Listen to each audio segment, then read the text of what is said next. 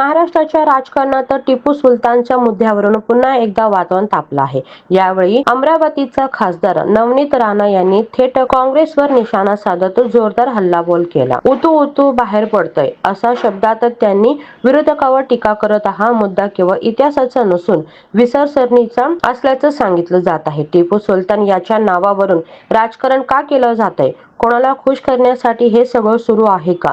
असे सवालही त्यांनी उपस्थित केले। या वक्तव्यामुळे राजकीय वर्तुळात पुन्हा आरोप प्रत्यारोपाची मालिका सुरू झाली आहे। एकीकडे काही जण राणाच्या भूमिकेला समर्थन देत आहेत, तर दुसरीकडे काँग्रेसकडूनही यावर प्रत्युत्तर येण्याची शक्यता आहे। इतिहास, धर्म आणि राजकारण याचं मिश्रण करून मतांची ध्रुवीकरण केली जात आहे का, असा प्रश्न आता जनतेतून विचारला जातोय। निवडणुका जवळ येत असताना अशा मुद्द्यांना पुन्हा हवा देण्यामागे नेमकं राजकीय गणित काय आहे? हा वाद खरंच विचारसरणीचा आहे की फक्त मतासाठीचं राजकारण?